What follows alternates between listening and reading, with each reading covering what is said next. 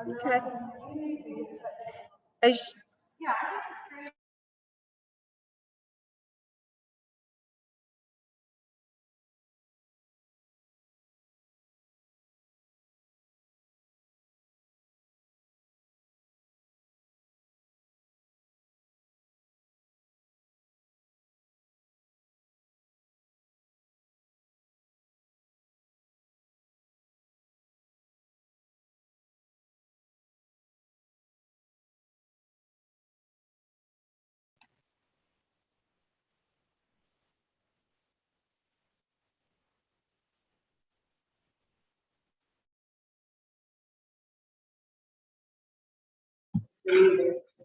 Okay, so she'll mute hers and we'll use this mic. But yeah, do you mind, Marcella, trying to see if you can get that to turn on? That's the bigger problem.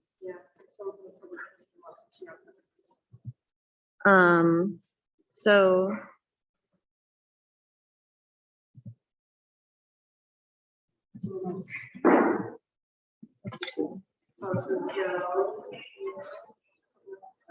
audio.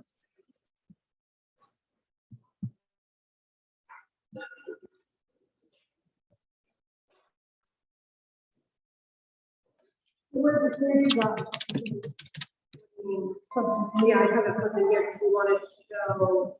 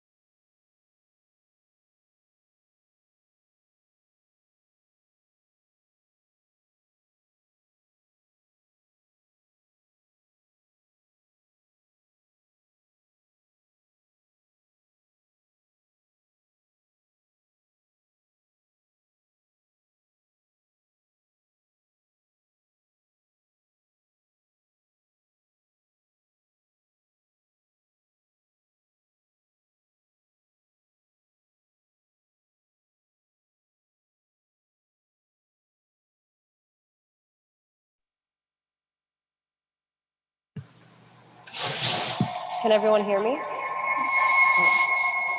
See, it's too close.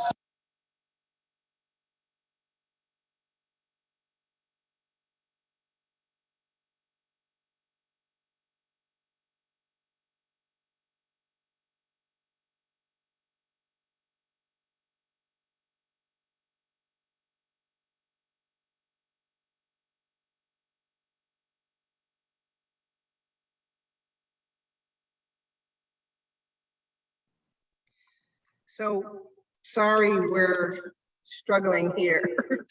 We're trying not to echo too much. And Christine will try to let you in shortly. Okay, can you say something again? We're trying the test. I think we have it. I think that works. I was gonna say, but what you would do is you would mute your audio and your.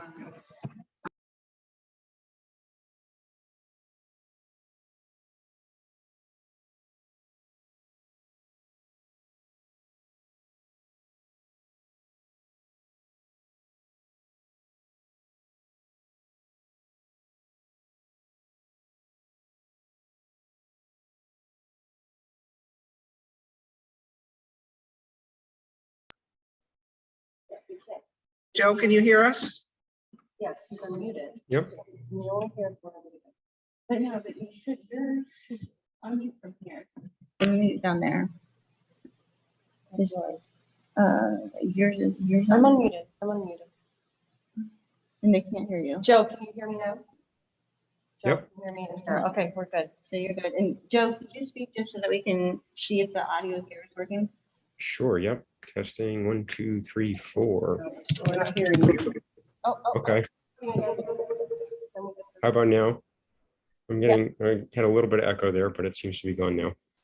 You got The echo. But why did that echo? Both you and Sarah have your mics or have your mics on, I think, potentially. Oh, no, you both have them off.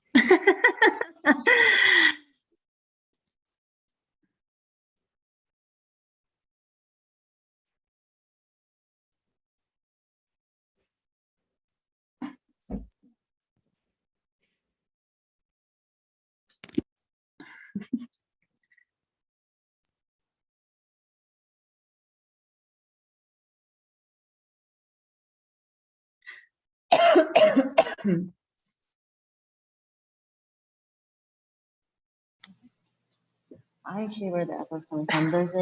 It's coming from that. So we should be able to. All right, well, I think we should just try to get started, right? Because we have a lot on the agenda. Let's just get going and we're just gonna work through everyone. Thanks for your patience. This is our first time trying to do a CDNR hybrid meeting. We are in Contour's auditorium and it's just not ideal right now to be set up for hybrid because we do have people from the public here and then people joining us from Zoom. If anyone has any trouble or questions, please put it in the chat and we're going to try to work through this, but we have a lot of agenda items. So Sarah, if you want to take things away. Certainly. We have.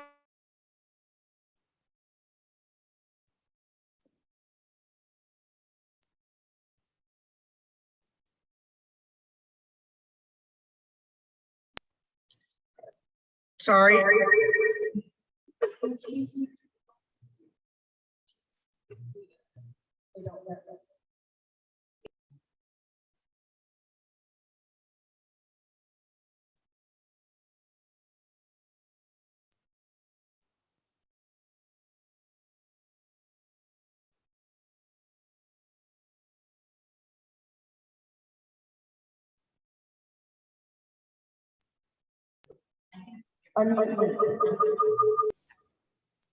Can you hear me? Yes. Okay, all right. Sorry, folks. We're going to get started, even though we're 15 minutes late. There are a number of participants we need to let in, so if one of you could look at, actually, I think most of them are participants, so. Yeah, who do you want to be let? Do you just want me to let them in as they're ready to present or? No, I think they can join us. Okay. don't have a problem with that. If SK could identify themselves. That's.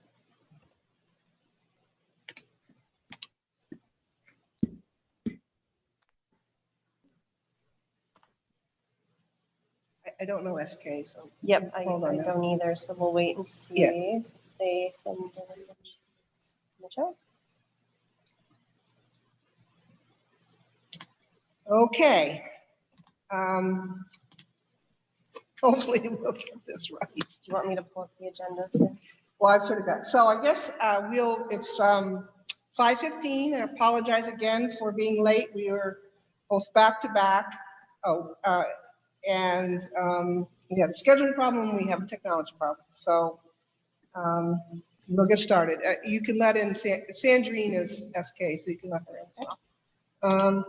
And we will start the meeting, and I would take a motion to move the agenda. Joe or Zariah, Move to adopt the agenda. second. Second, All in favor? Aye. aye, We need a motion to accept the last minutes.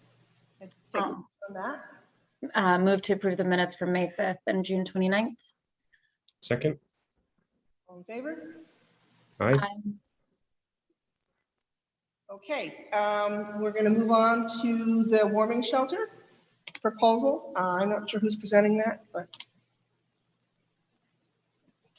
Yeah, we have Marcella, correct? Yep, go right okay. ahead. Go ahead, Marcella. Hi, thanks very much. This is a public hearing for the final report on the Daytime Warming Center. Can everyone hear me okay? Yep. Okay, so the Daytime Warming Center was funded through state CDBG COVID funds as part of the pandemic response. CEDO, the City of Burlington, took the funding through, and we partnered with CVOEO, and the VFW allowed us to host the Daytime Warming Center at their site. And we also partnered with Chocolate Thunder for security as well. We were very grateful to be able to receive this funding to provide a daytime warming space during the pandemic at a time when other spaces that might traditionally be used for folks for warming were unavailable. We received $160,000 for this. We're open from mid-January through the end of April. And as you can see, the CVOEO provided a tremendous response. They kind of matched an enormous amount of that funding, accessing donated materials for folks and also food from the food shelf and hot meals. We welcomed 621 unduplicated individuals through the doors, which is an incredible number. We were, when we set up the program, it was estimated that we would be working with 50 folks kind of continually through the period. And we had 2,742 separate daily sign-ins during that period. 44 people were kind of brought through and entered into the coordinated entry system as a result of this program. And as you can see, there were many, many meals. I can't speak highly enough of the partnership that we had with CVOE on this, you know, at a time when people were feeling a great many pandemic pressures. They brought on some excellent staff. As you can see from the comments at the bottom of the reports, that were some of the comments from participants at the center and folks who are working with the CVOEO staff. You can see how welcomed and useful it was. And it, you know, although it was an emergency response, I think it really contributed to the work and services that we were able to provide during the pandemic. Does anybody have any questions?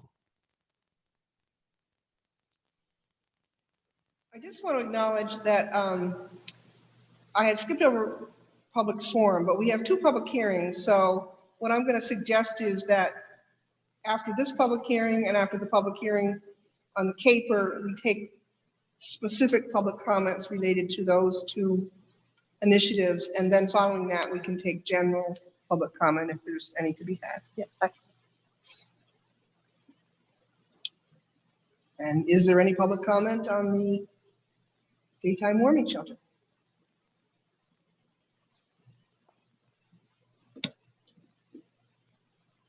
Counselors, do you have any questions of Marcella? Okay. I also just want to note, if anyone joining this meeting on Zoom wants to make a comment, use the raise hand function or the chat function. Also, you can send me an email as well, anytime you want to make public comment on either of these hearings or in public forum.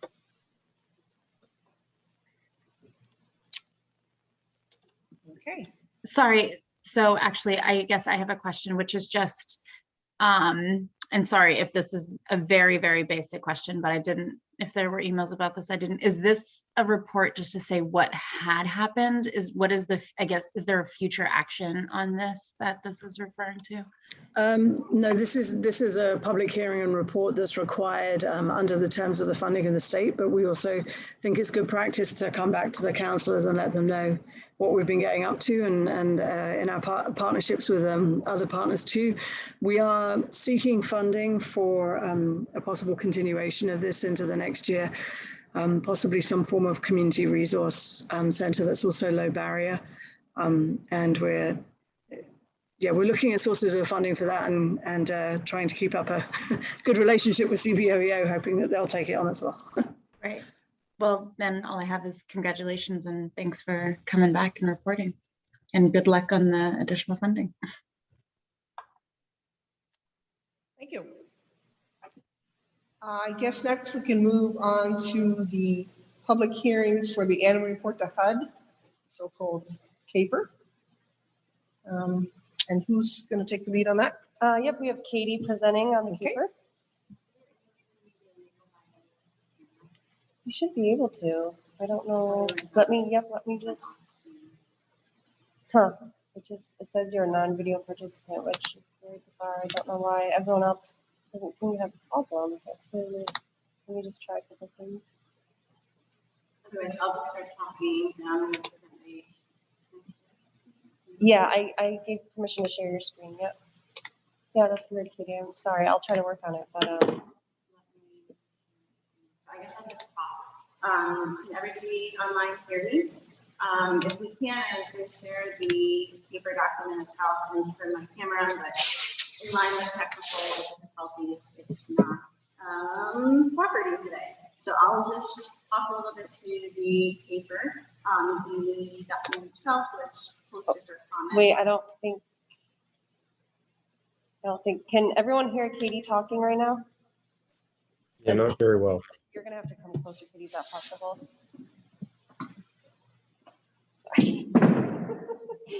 All right, sorry, folks. We're getting her a little closer. Okay. Can you project the paper document? Yeah. Sorry about that. So I will talk a little bit to the CAPER. So the CAPER is the Consolidated Annual Performance and Evaluation Report that describes what was accomplished with the expenditures during this past fiscal year. So between the dates of July 1st, 2020 through June 30th, 2021. This report is a requirement for our funds that are received from the U.S. Department of Housing and Urban Development, also referred to as HUD. Through two programs, the Community Development Block Grant Program, CDBG, and our Home Investment Partnership Act. Also an important source of HUD funding for the city is the lead hazard reduction and the Healthy Homes Program. While the paper is not specific, not a specific requirement for those two programs, we do report on the lead program within our paper documents. In terms of where we are in the process, are you able to project the document? Otherwise, I'll just talk. No, I'm thinking. Okay. I didn't know if you wanted. Yeah, speaking to it, and then just the CR05, the first page. You could go to that. Sure. You're sharing that with the online participants. Okay. So the first section, just to note on for the CAPER, is the CR05, the goals and outcomes, and it provides a little bit of background in terms of why we are here today with this public hearing. In terms of engaging with the community for our community development block grant funds and our home funds, we start the process off soliciting applications, and we compile all the applications we have and present that for community input with a public hearing and for city council approval in the spring each year through a process called our annual action planning. So the first section just provides a background in terms of where we are in the process. The second component to that is that we come back within 90 days after the close of the program year, so within 90 days of the close on June 30th, to provide a update on what we actually accomplished with the funds as we proposed earlier for that given plan year. This all also forms a part of a 5-year plan that are called our consolidated plan, and we're currently in the 3rd year of our 5-year plan. In terms of navigating the document, we don't have a lot of time today to go into all the details of the 80-page document. I was just planning to speak to some of the highlights of what was accomplished this year. So within the CR05 section, it serves essentially as an executive summary and is a good place to focus a lot of our attention. The first 3 pages of this table are providing information in terms of what we expected to accomplish by goal, both within our 5-year strategic plan period, as well as within this specific program year. So you can see here, we are presenting on each of our outcomes what we anticipated for the full period where we are. We're about halfway through that 5-year period, and then what we accomplished in this specific year. In terms of I'm not going to go through row by row to talk about the specific accomplishments, but we scroll down a little bit further, we can touch on the executive summary, just to talk about some of the highlights of the outcomes that were achieved this year. So within the next section, it will detail some of the city's highlights that were accomplished this year. Our 3 main priorities are affordable housing, economic opportunity, and a suitable living environment.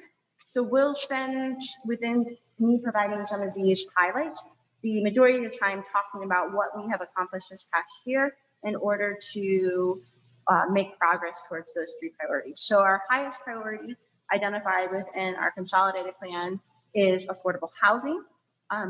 The first kind of programmatic updates to report of note, we're very excited for our lead program. Despite a lot of the construction delays and COVID delays, we're still able to move a number of units along. And most importantly, we secured funding for an additional 3 years. So I won't go through all the statistics about the number of housing units that were cleared, but while it was lower than initially expected pre-pandemic, the team did a great job moving projects forward despite some of the constraints that the pandemic posed. We continue construction for 3 home-funded affordable housing projects. The home projects often take place over a longer time frame and are larger projects in our CDBG funds.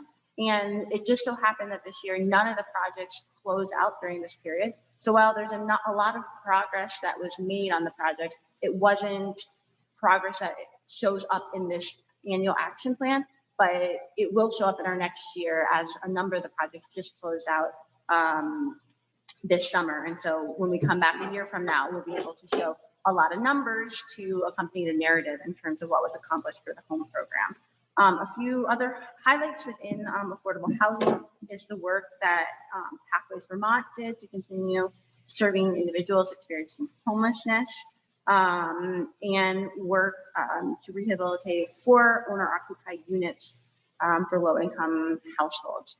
So again, some of the numbers are lower than in past years, but given some of the constraints of the pandemic, we were happy that these important projects to address affordable housing were able to move forward. Our next main priority area is economic opportunity. So CEDO continued to provide really important assistance to small businesses within the community, both technical assistance to help navigate some of the challenges of the pandemic, as well as grants in order to help them weather the economic impacts of the reduced business, especially during the early stages of the pandemic. And then we partnered also with outside nonprofits that also provided assistance to a number of nonprofits to help navigate, a number of small businesses to help navigate this difficult time last year. The final area where I will report on is progress made towards a suitable living environment. That's our third priority.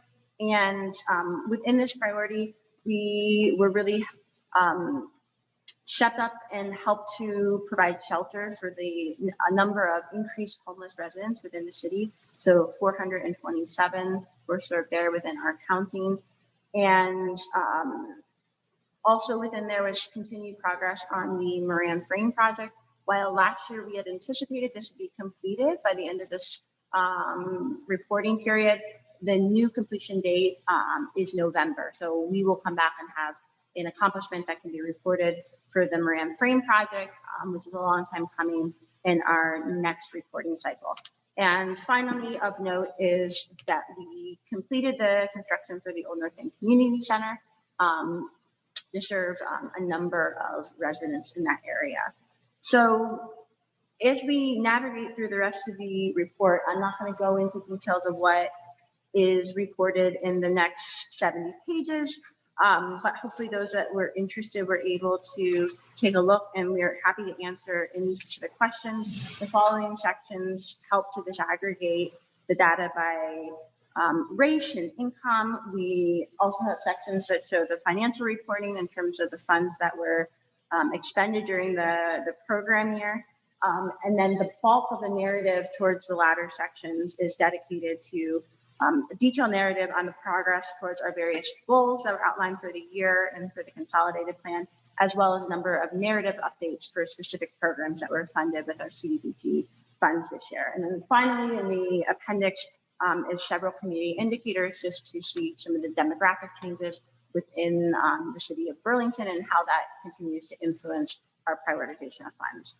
So with that kind of whirlwind explanation of an 80-page annual report, we can open it for comments through the public during this public hearing. And then we also will be receiving comments through the 27th by email, by phone, or in writing, which we will incorporate into our report before it is submitted to HUD at the end of the month.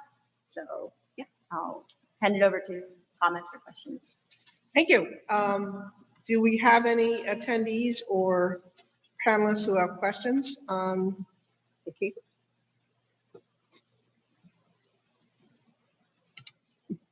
Scintillate. Councilor Hightower? Just the only comment is I'm not great at absorbing information on the screen. So if we could at least retroactively get this up on the CDNR page, because I don't think we got this as so if you go to this meeting on the page, it's a link. So it looks a little hidden. Let me show you. So we go to.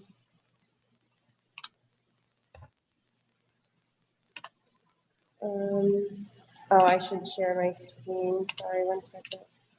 No. You're having two screens. I'm working off a small laptop right now. So this is an adjustment. Oh, I see it. I see it now. Do you see the link? Let me just share real quick though, so that the public can see too if they. Yep. So, okay. So yeah, here. So it's a link. It wasn't a PDF. So this is the CDNR webpage. So you can get the link to the CAPER here. This will take you to our CETA webpage where it can also be found.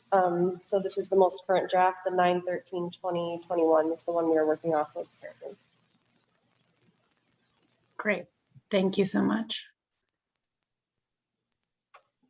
Thanks. Other questions or comments?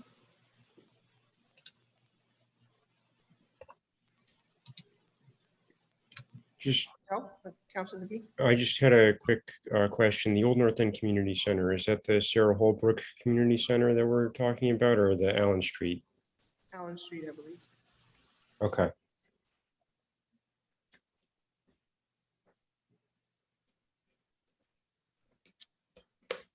St. Joseph's, who know it for a long time. Not to be confused with the other St. Joseph's.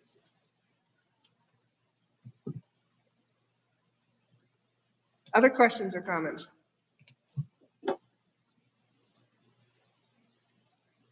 Okay, so we'll end this hearing. And I'll open up the meeting if there's any more general comments from the public about other agenda items or anything in general. We still have people as attendees, so if you're an attendee and not recognized, raise your hand. I do see a couple folks, and we actually have someone we should admit, but are there any people from the public who would like to who have a general comment?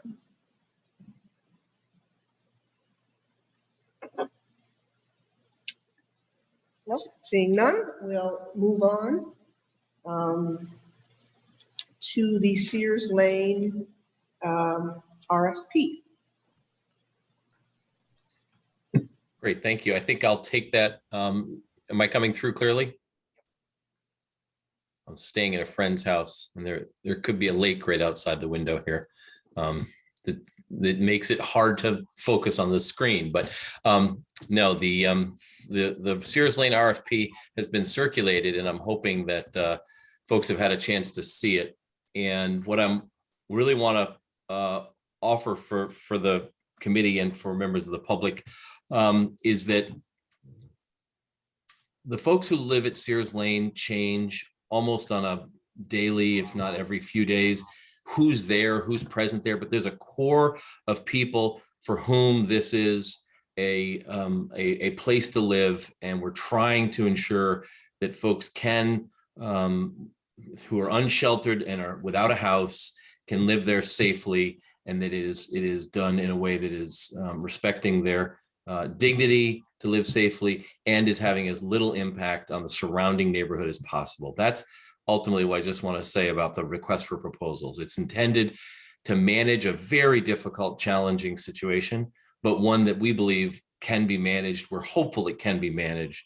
And looking around the country, there's other jurisdictions that have are dealing with this issue. It's happening actually all over the world, but in the US, there are other jurisdictions that have successfully taken a municipal approach to managing an encampment for folks who are houseless and who, for a variety of reasons, the living in an encampment is, if not the best option for them right now, it's certainly the option that they have ended up choosing or ending up in. So, yeah.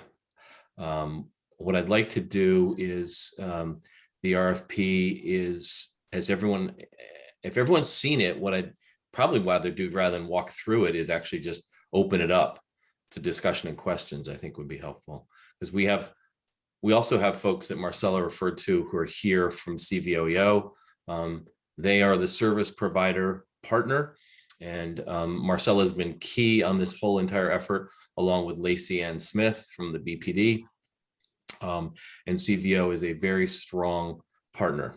It has been asked if CVOEO is ready to take on this job of managing this encampment, and the answer has been no. And Paul will answer you if you ask why. We don't exactly know who will do this. What we do know is that we have to give this a really good faith effort, and that's what we're doing right now, trying to provide management and make it a safer place for folks to be sheltered. Councilor Hightower? Yeah, so starting off with two questions, which these are more process than substantive question, which is the first. The first criteria is ability to meet budget, but I didn't see a budget in the RFP, so I wondered if there already was a budget. It's a bit of it's a bit in flux, or a bit in evolution. Sort of the budget is, we have what we think is a rough draft of a budget. What we decided we would do is ask a provider who responds to show us what they believe it will take, and then through negotiation of a contract, we will work that out. Okay, so we're not giving folks a range or anything. We're not at this point, no. We have confirmed that this is an ARPA eligible expense entirely, so this cost can be covered by ARPA. Okay. Then that's a nitpicky thing, but might want to not have the criteria be ability to meet budget then, as opposed to cost competitiveness. And another procedural question is just that the due date is 2 weeks from the date of issuance, which if we don't have, I mean, at any time really for competitiveness, but especially if we don't know that there's a lot of folks that could respond to this quickly or may even be aware of it, that seems like a very tight turnaround. Yeah, point well taken. What we've done is talked individually with providers and partners to see who might be willing. So we've got some folks that we're talking with that haven't said no yet, and that makes us optimistic. So, but it will be structured in a way that ensures enough time, but has the urgency that we think is needed, given that we are halfway through September now. Mm-hmm. Yeah, and then I guess I don't know, especially not knowing what the cost of this is,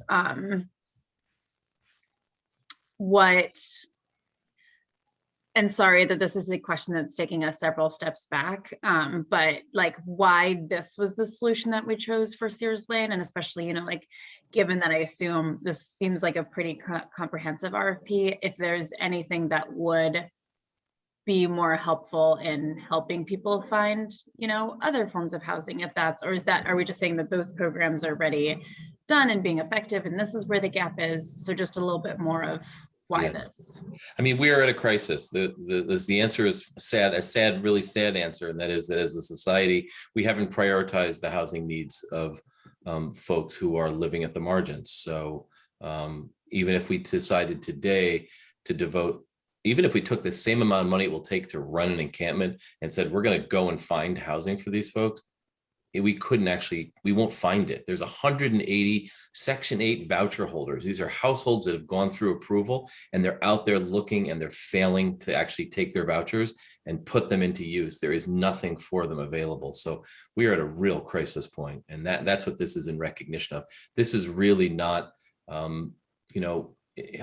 it's probably, I think we could debate for a while whether the encampment concept is sort of a good housing model at all, but there are certainly folks who've ended up in an encampment for a variety of reasons who face a lot of barriers to stable permanent housing. And one of the biggest is lack of supply, lack of available housing with subsidies that are available. So we do have subsidies. We do not have housing to put people in.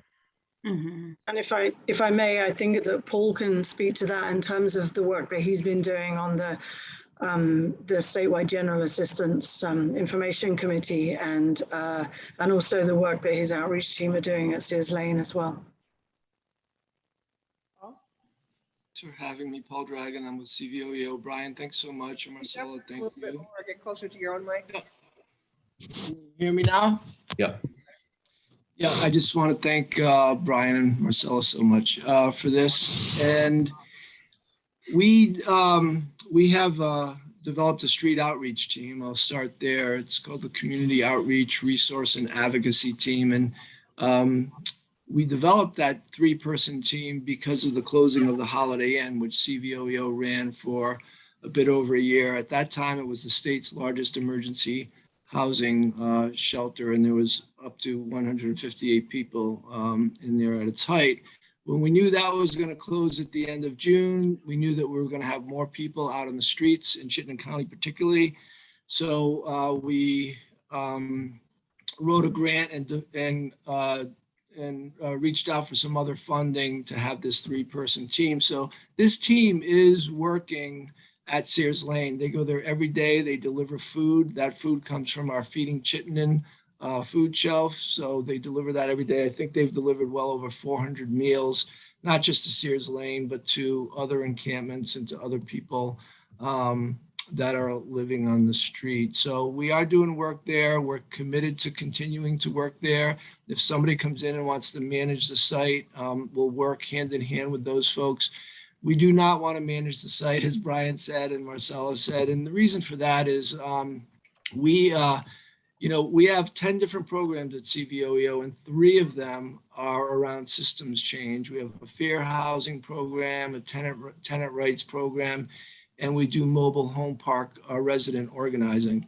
If you wanted us to go in there and organize people for their collective rights, we're happy to do that. We will not manage a encampment. We will manage sites that where people are housed with dignity and respect. That's just something we're going to do.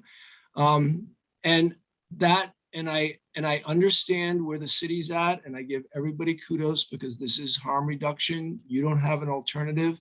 But for CVOEO, we have to look at it at a systems level. So we'll continue to bring food there, to do some street case management, and to get people the resources we need. But that, at least for me, is the reason why we're not going to actually manage an encampment. I could be wrong. That's where we're at. In terms of the number of people out on the street, we are seeing that all over the state. And September 23rd is going to be the date from July 1 when the 84 days are up. And for people in the general assistance hotel program all over the state, we are going to see, I think there's over 850 households that could go down substantially, almost by 2/3. And we're going to see a lot of street homelessness and encampments all around the state. So we wrote a letter with some of our partners and sent it to the Agency of Human Services. And we're asking them, because of the pandemic, which is, as you know, still very strong, and because of the housing that we were initially told would be developed, and there is a lot of funding in the works, but that housing has not been developed. So there's no place for people to go. That creates, a major problem for people. And there is still FEMA funding, 100% reimbursement from FEMA through 12/31. So we are asking the state to extend the stays for people in the hotel. And the state is in a difficult situation, just like we all are. So it's no fault there. A lot of the hotels are choosing to reduce or not provide that service anymore because they want to get back to normal business. But what we're asking the state is that they really dig deep and they look at relationships with municipalities and private businesses and other places, because this isn't a funding issue. This is really about where can we find places for people to stay through the winter. So we're asking the state to really use their authority, their weight, their funding, work with all the nonprofits, work with the municipalities, and really create options for this winter. And, every winter we get in this situation and we scramble at the very end, and it is disappointing. It's nobody's fault, but you all know we need, as Brian said earlier, we need systemic change. It's the lack of housing. So that letter went in, and we will, see where we go there. But CVOEO is committed to continuing to work with the city of Burlington. As Marcella said earlier, in terms of the daytime warming center, it had great effect, and I think it would be great if there was a year-round warming center.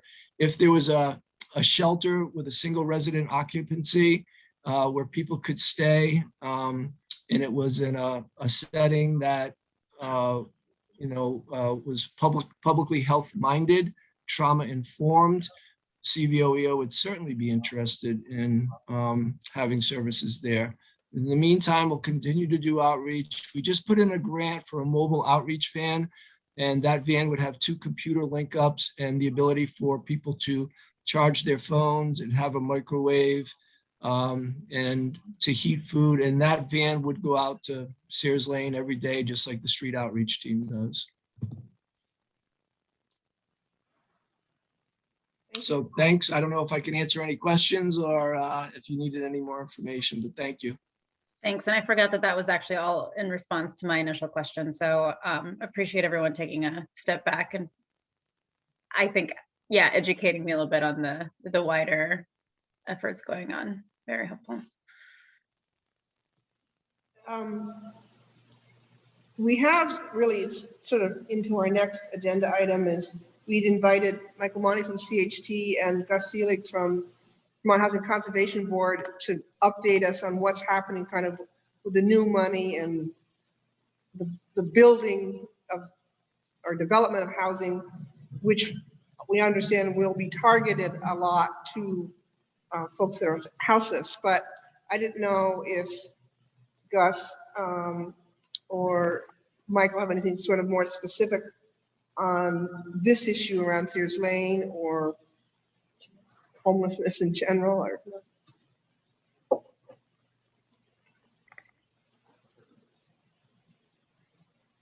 Gus. Michael, Go ahead.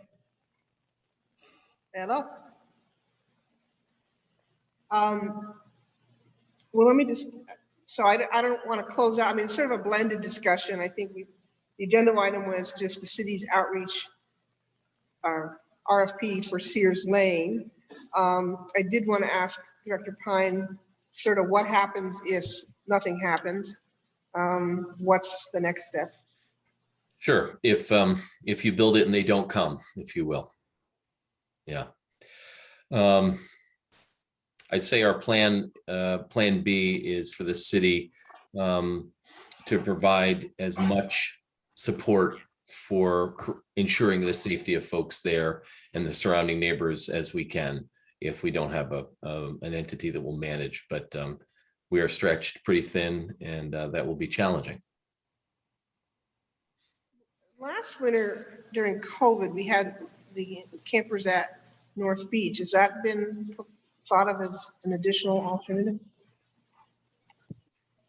That hasn't been the plan at this point, but that could be plan B or C. That might be an interesting option to encourage some of our neighboring towns to consider as well. Yeah. That might have access to campgrounds.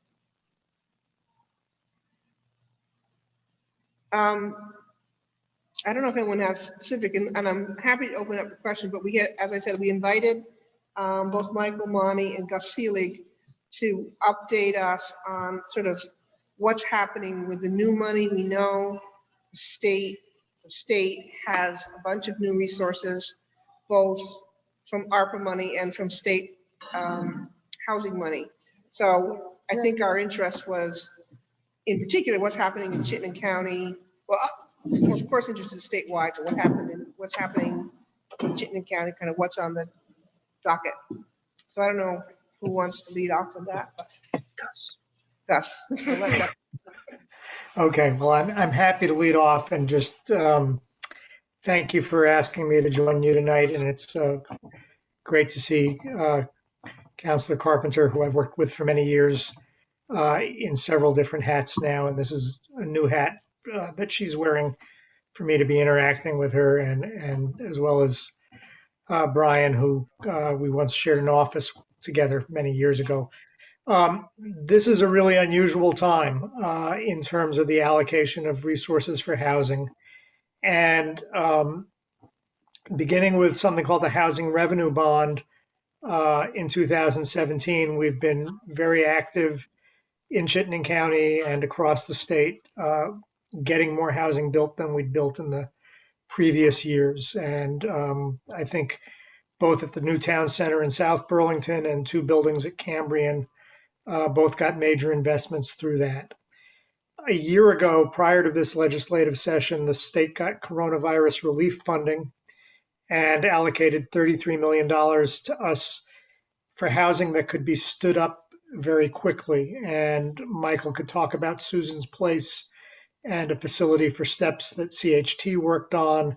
We also worked with Anu in acquiring the Champlain Inn as things we did locally, along with assisting in Williston with an isolation facility for people with the virus.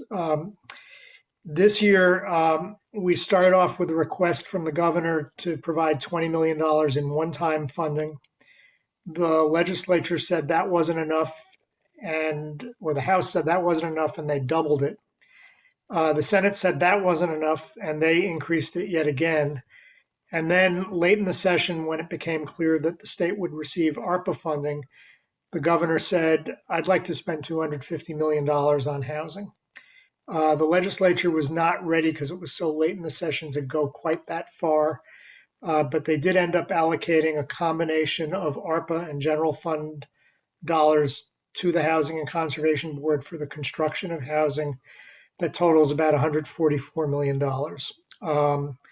We are using our normal process to allocate that funding, and we've dispersed or committed to funding a little over 400 homes and apartments with the first $56 million. We're going to bring another $9.5 million of recommendations to our board at the end of this month, and there are many more applications in the pipeline. Both the legislature and the ARPA rules do focus on projects that will alleviate homelessness, but not exclusively that. And the ARPA guidance from the feds is still evolving and vague at best. There are some issues with it, Sarah, that may surprise you, but we cannot yet combine ARPA dollars with the low-income housing tax credit.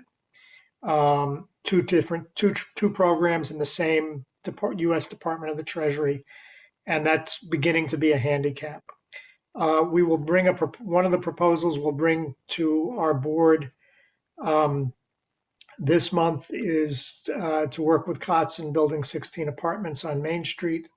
We're also being asked by developers across the state, but one in Burlington, to assist them because the cost of construction has gone up so high. And we're asking anybody who gets our funds to make their units permanently affordable and to set aside a percentage of those units for people who are experiencing homelessness. So those are the general guidelines around the program. The governor's broader agenda is to attack the whole housing market, not just, and we'll have to not do that with federal funds at this point, but with state funds. But clearly there are people who should become homeowners, and they are competing, even though they have a lot of income, but they're competing with people of extremely low incomes in the rental market and making it harder for them to compete. So the governor would like us to address home ownership issues along with multifamily. We're also setting aside monies to address mobile home park needs, farm labor housing, things that are maybe not quite as front and center for the city of Burlington, but are major issues across the state. So those are the sorts of things we're working on. Michael can talk much more eloquently than I about the projects that CHT has worked on in Chittenden County. And we're committed to continuing to work with the city and with nonprofits like CHT and Cathedral Square to get housing built. The federal funding is also available to private developers and as well. I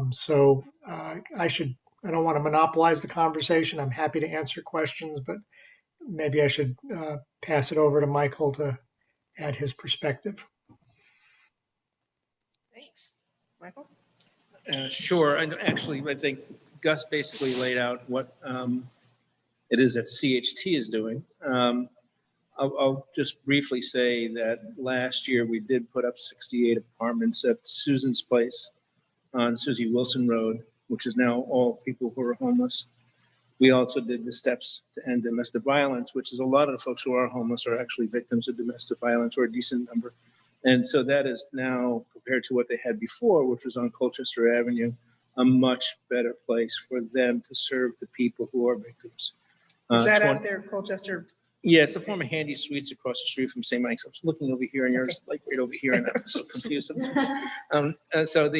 It's the former Handy Suites right across the street from St. Mike's, and there was 3,500 square foot like suites, kitchens and one bedrooms, and basically we stood up 21 of those. The rest all became offices so that they could have more direct services. And now folks who are victims of domestic violence are now going into that facility as opposed to the motel system.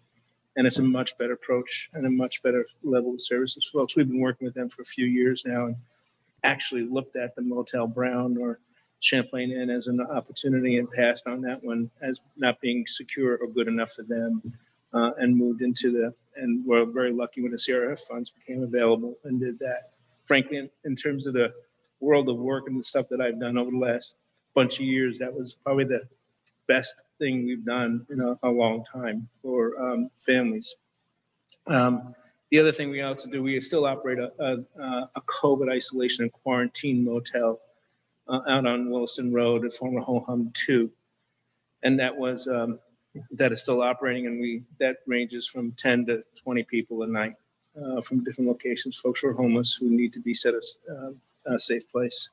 Right now, CHT, which we never had before, has a director of hotel operations, which is pretty remarkable because we operate 2 motels with staff to assist and move folks through.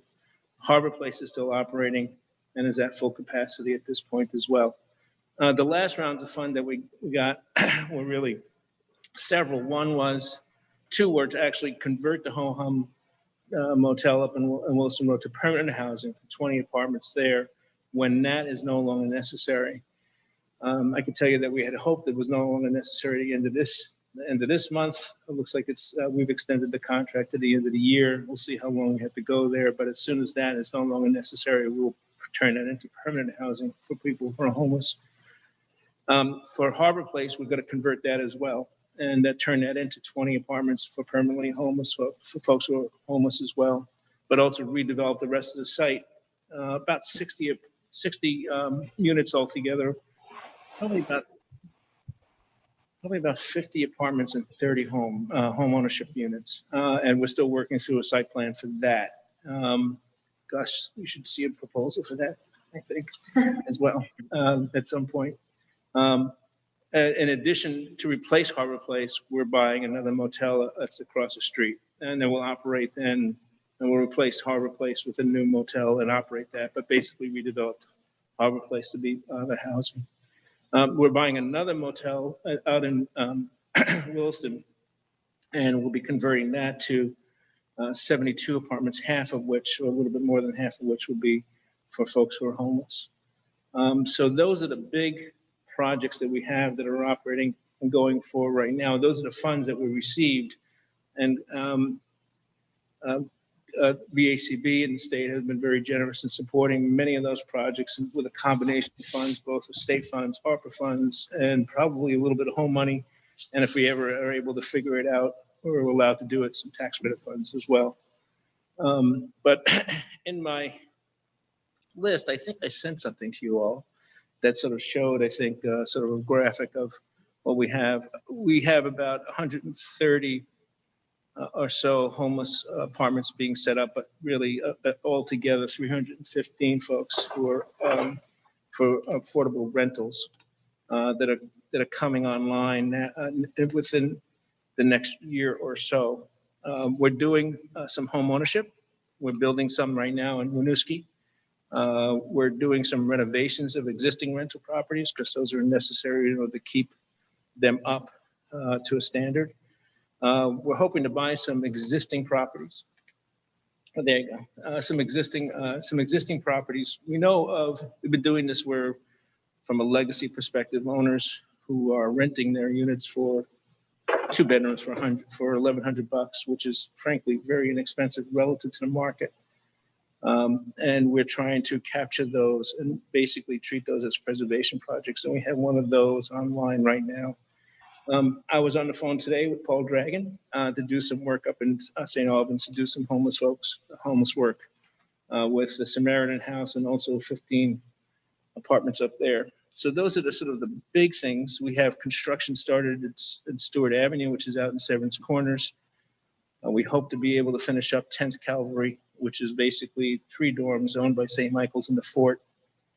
We're looking at potentially building another 30 to 40 apartments in Winooski.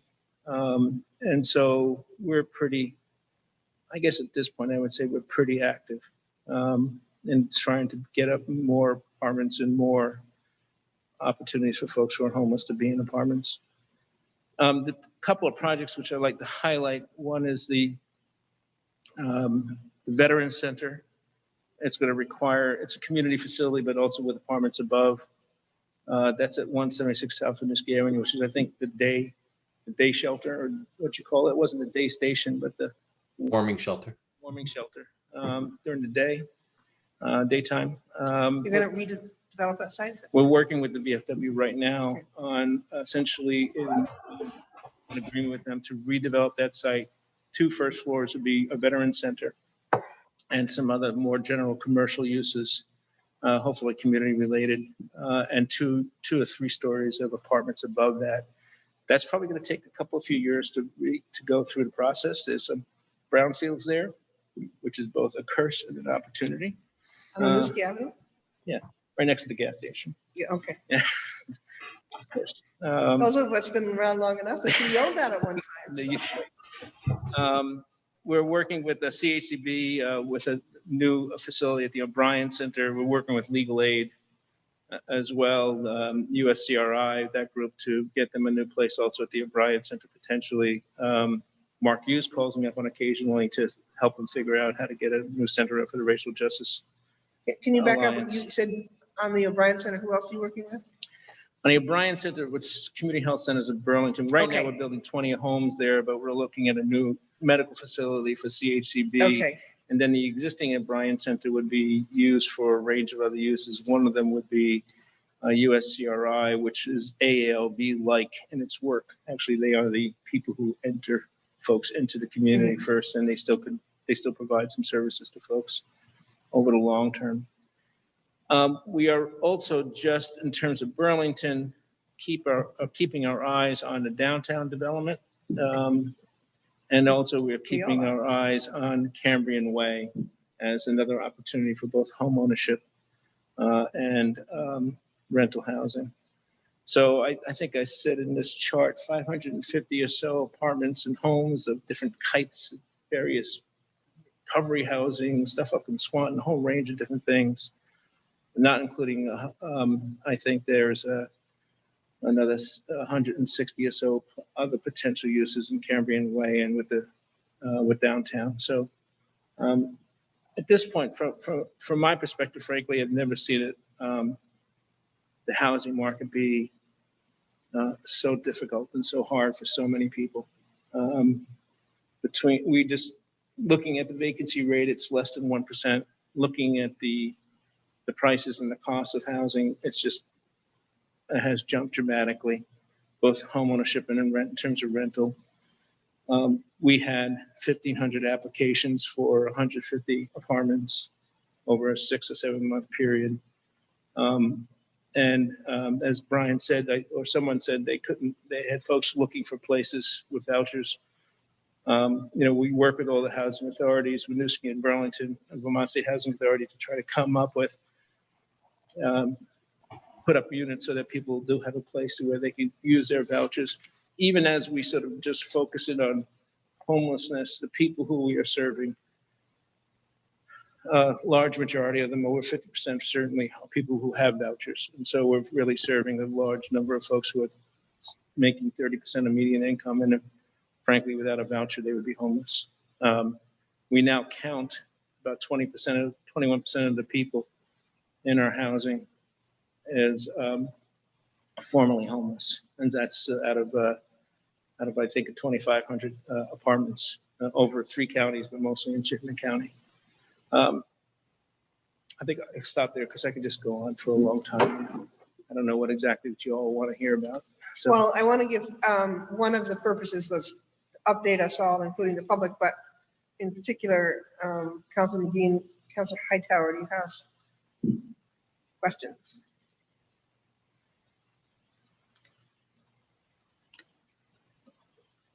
I'll toss that one. Go ahead, Joe.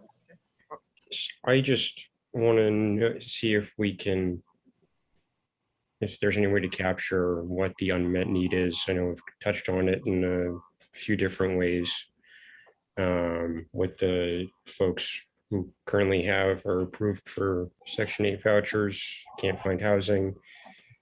Do we have numbers of folks who were benefiting from the general assistance programs through the state that have since lost that benefit? Do we have a number of on that? And are there things that we can do in the city to support folks immediately while we're standing up these housing units?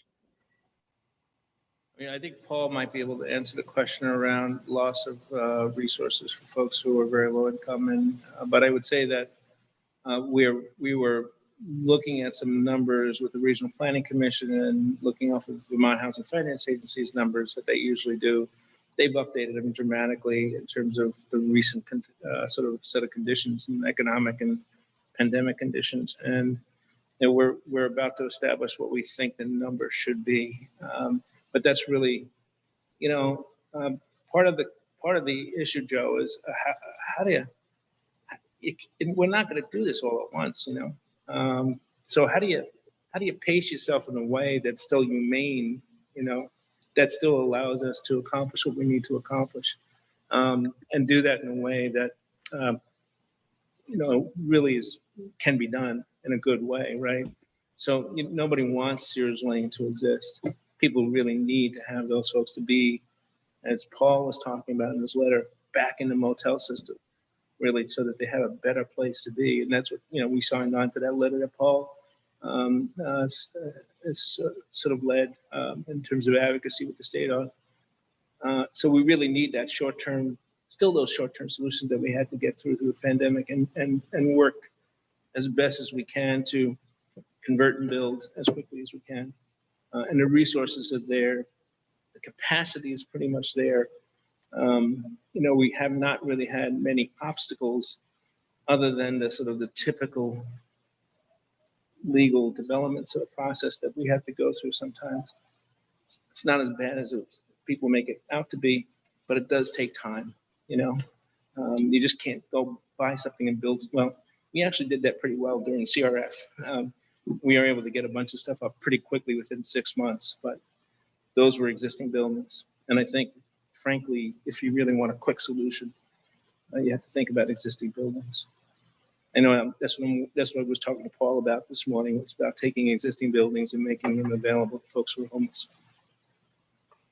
If I could, in response to Councillor McGee, just ask Gus to talk about, the city gets some ARPA funds, the state gets quite a bit more, but what's that relationship when you're looking at allocating dollars statewide, as far as should the city be planning to put some of its ARPA to projects that you might be funding? That's really the question. Is that going to expedite or get us more housing more quickly?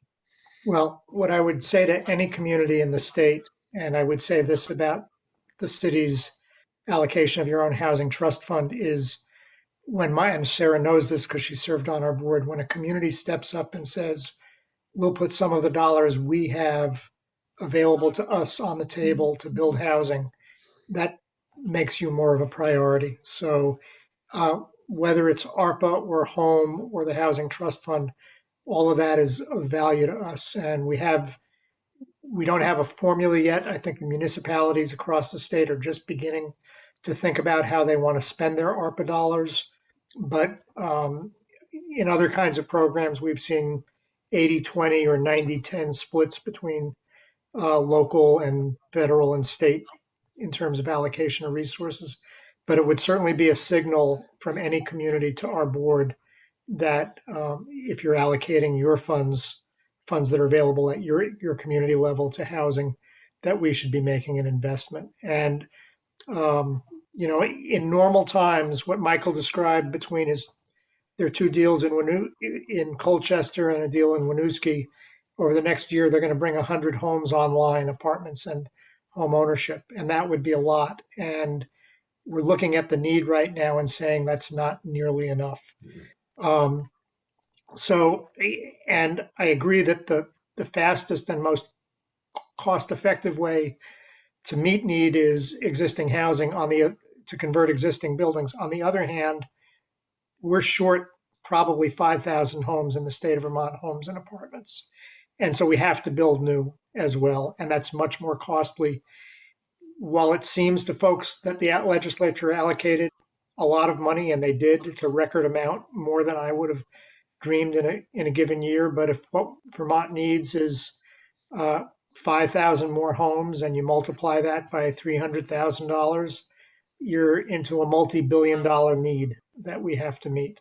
So also going to be critical that President Biden can pass his infrastructure plan that Bernie's fighting so hard for right now, because there'll be more dollars there.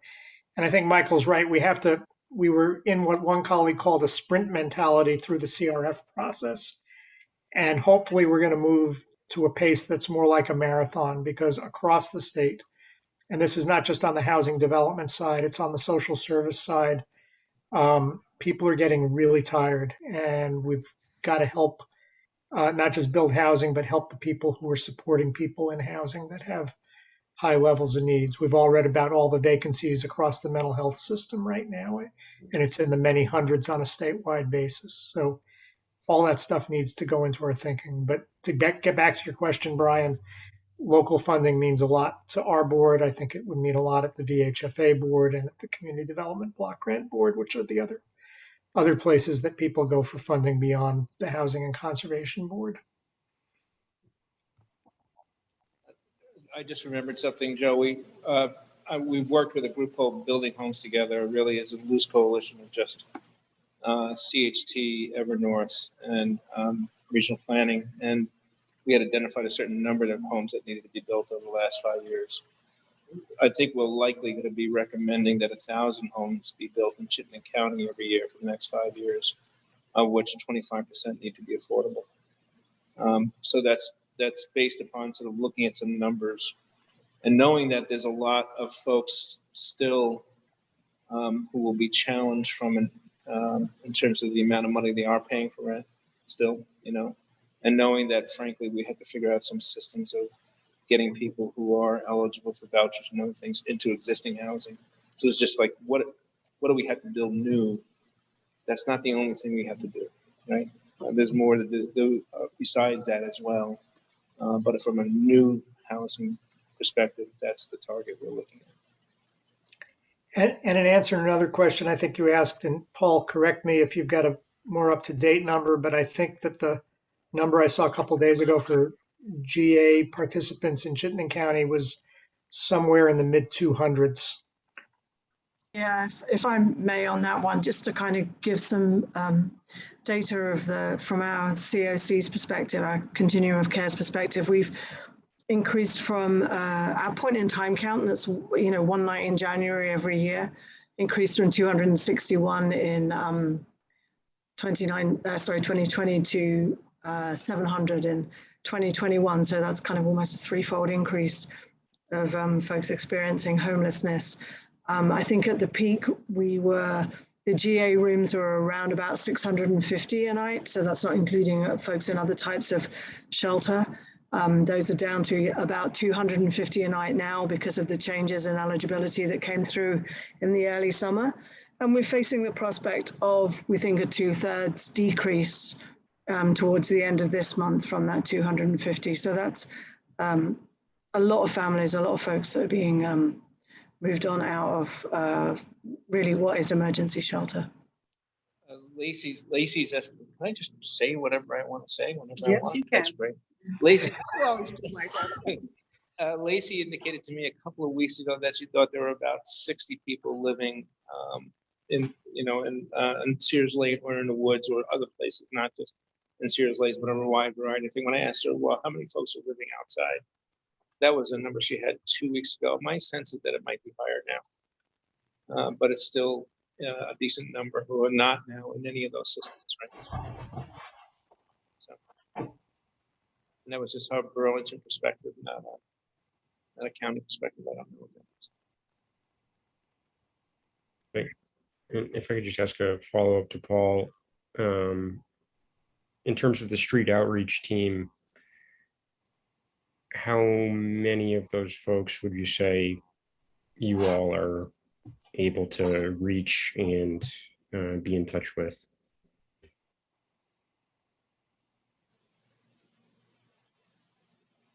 Management, but they're seeing people over and over again. There's close to 30 people, but like I said, a lot of this is about getting essential goods out to people. So delivering meals has been the best way. We do that once a day, and they've delivered 447 meals so far. So they do go to Sears Lane every single day. As Marcella knows, sometimes you see 2 people, sometimes you see 10 there. It just really depends. And then they've really been focusing on just other areas, including outside of Burlington. So I don't have their contact numbers every day right now, but it is substantial. And they're also doing coordinated entry assessments. So that means that's important because for people who are for anybody to get housing or a voucher, they've got to go through coordinated entry. Now, there is a wait list, but at least we can assess them and get them on that list. And they have housed, it's a small number, but they've housed 5 people. It's actually not that bad considering the situation. So I also just want to say that, when the Holiday Inn was gearing down, we proposed to the state, if you can't rehouse these folks, that you should give them an essential direct payment and not leave them without anything. So funding for food, medicine, clothing, and maybe a hotel on their own somewhere. And the state did do that. And we are asking when September 23rd comes around that they also distribute, since money is not an issue, they said they have the funding. If they can't develop these other temporary situations for the winter, that they do essential payments again. That's important. Thank you. And I see Adam's answer of 65 unique individuals on the contact list. So thank you for that as well. He's the one who knows. Thanks, Adam. Other questions for our guests?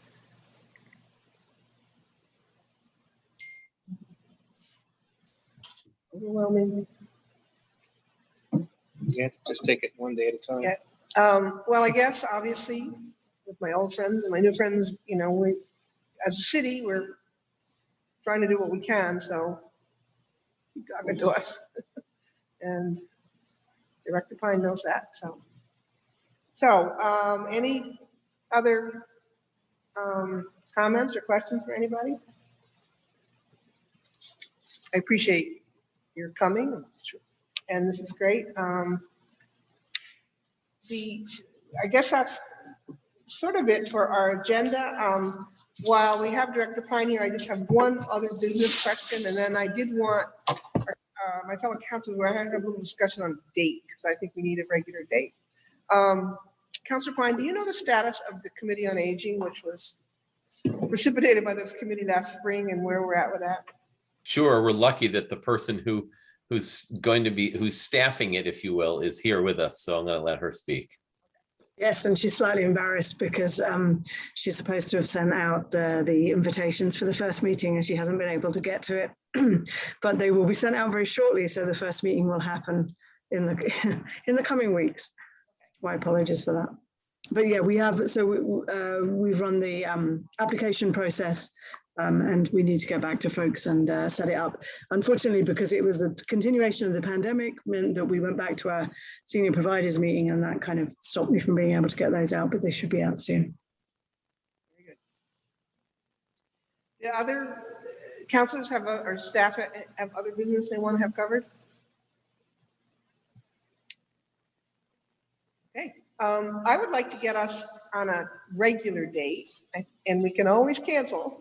Then you get found time, but I just find that easier. So I'm trying to noodle the best way. We could ask Christine to doodle us, or you can, some committees that you're already on have standing dates and some don't. So if you could advise me your preference, and maybe Christine can help us try to get on a monthly basis. We don't necessarily have to meet every month, but to me, I think it's easier to have a standing date and cancel it than to not have it at all. Happy to have a standing date. I like if I can speak, sorry. Happy to have a standing date. I like the 5 o'clock time. I also wonder if at the next meeting, just because this body spent so much time with it, if we could get an update on just cause eviction and what we could potentially do to support that.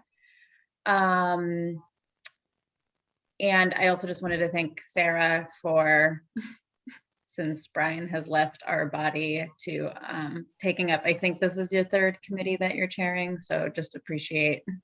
I think none of us felt quite like we had the capacity to do it, and you did it anyway. So thank you for that, and for the staff for making this hybrid meeting work and being so flexible. On the Just Cause update, and I appreciate Brian's input. I mean, it's in a stalled mode with the legislature, so I'm trying to think of and I'm thinking out loud here, who can best update it. I guess we might ask the person who does some lobbying for the city to update us. So I'm going to pass that along to you two and invite them, and we can try to also invite some of our local legislators who were supportive. Tiff Boomley and Barbara Richardson were two. So, I mean, just, it's gauging the sentiment of the state legislature, I think, is really the update that we're looking for, unless anybody has any other ideas. And I can't personally read that at the moment. Brian, do you have any other thoughts on? Just that, yeah, Jamie Freehan from Primer Piper is the lobbyist for the city. I want us to take a more active, more assertive role in this upcoming session, and actually have face-to-face meetings with legislators before the session convenes, to really prepare them for this to be, it's going to be a tough fight. It's actually going to be a really tough fight. And I think, Councilor Carpenter, you have seen these fights. You've been in these fights. You know this is going to be a tough one. We tried to really regulate basic code enforcement statewide, and it won the day in the state, in the legislature, the General Assembly, both House and the Senate, and then the governor vetoed it. So that's an example of just how we take a step forward and maybe two back sometimes. But Emma Mulvaney-Stanek was also pivotal in convening a weekly check-in to move the charter changes as a package, as a bundle, and they won't go forward as a bundle. They're going to go individually this next session, that we know. But we got to get Speaker Krowinski behind us here to make this move. So who should we invite to that meeting? Emma. Emma and Tiff, perhaps, just as a first strategy, maybe. And then I think it'd be helpful to really include Speaker Krowinski, so that it's on her list. So she knows that her district voted overwhelmingly for this, and the 60% of Burlingtonians who are renters are counting on this. Okay, so we'll put them on our invite list, and we'll do that. That's great. When you set your time, I'll reach out to the lobbyist and the representatives on your behalf. Other follow-ups or thoughts? I'll just add that 5 o'clock works for me for a standing meeting as well. And, whatever weeknight at the moment for me works. So, yeah. I mean, is doodling us the easiest? I mean, I don't know what the best way to. Yeah, I'll send out an email separately to gauge, just in general. I think we start with the day of the week that works best, and then the time of the month, kind of go from there. And then I can, so I'll gauge you all first through email, and then we can go from there. But I'll send that out this week. Great.